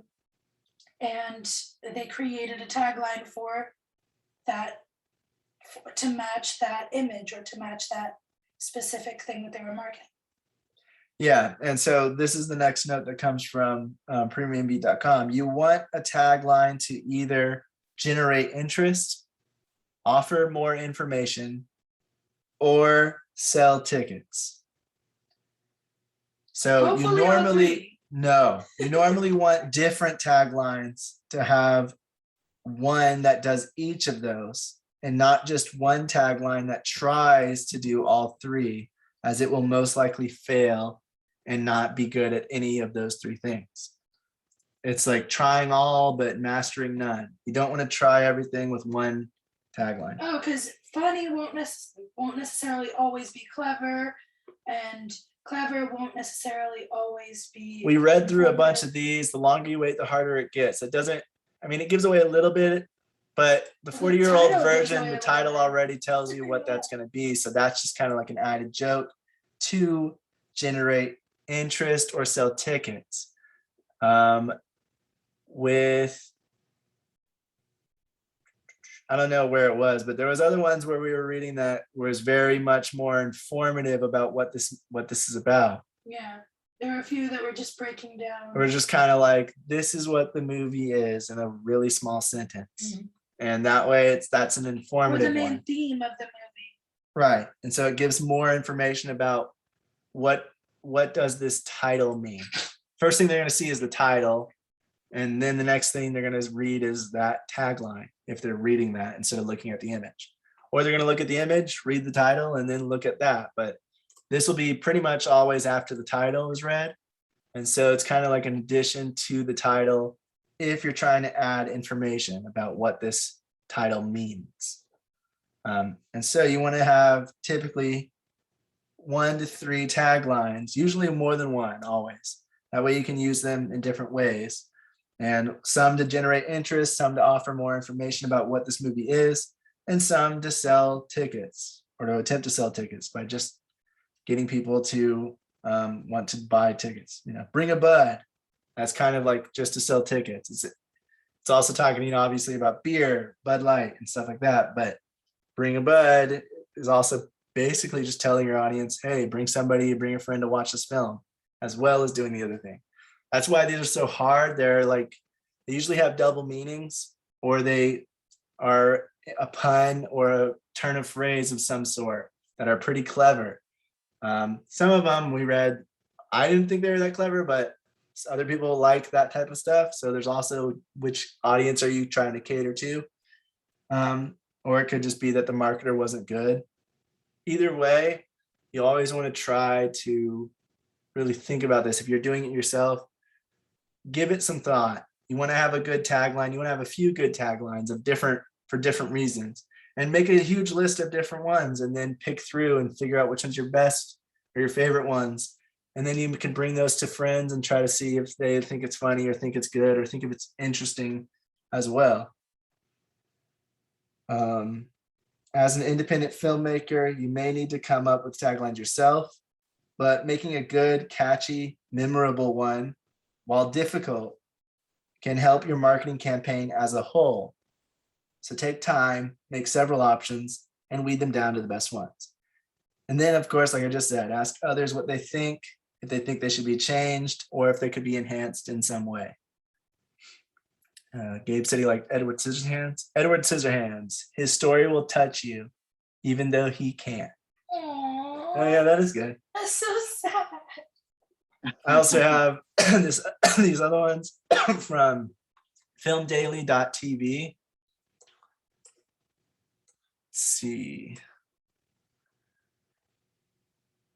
So if you guys want to read these ones, you can. I'll read through a few. Pulp Fiction. You won't know the facts until you've seen the fiction. I've seen that on a lot of places. Inception. The dream is real. Lord of the Rings. One ring to rule them all. Forrest Gump. The world will never be the same once you've seen it through the eyes of Forrest Gump. Doodle-doo. Lord of the Rings, again, there's a different one.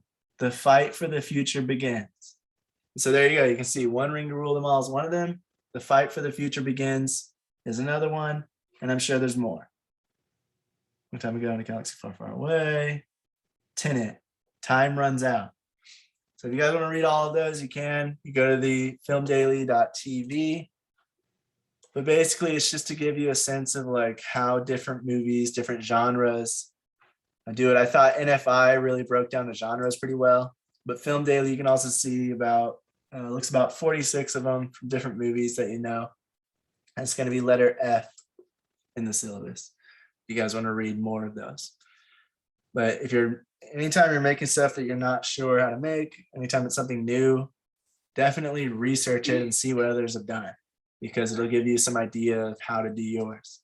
But other than that, does anybody have anything to add or any questions or comments on taglines?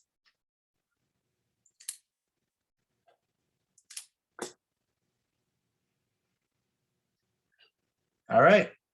So Monday, we're going to be talking about promotions, doing promotions for your film, marketing promotions, how to market independent films, if there's any new information that we don't already have or haven't already gone over. Show Bible and lookbook, we're going to retouch on that because it has a lot to do with pitching. We've already gone over that before, so we'll see how much we got into that. And then keywords and SEO, or search engine optimization. Talk more about that. And yeah, that's about it. So Yep. As soon as we get out of here, we're gonna be having a whole night of work, so we'll just say goodnight because we have a crap ton of stuff to do. yeah, so appreciate everybody for coming. Hope to see you all on Monday and have a good weekend. Good night, everyone. Hope you guys had fun. This one was Yeah, definitely. Always. All Yeah, I right, like good reading night. like the Yeah. different Yeah. taglines and stuff, different log lines, and seeing what other famous movies have done. yeah. Yeah, totally. All right, guys, have a good one. All right, good night.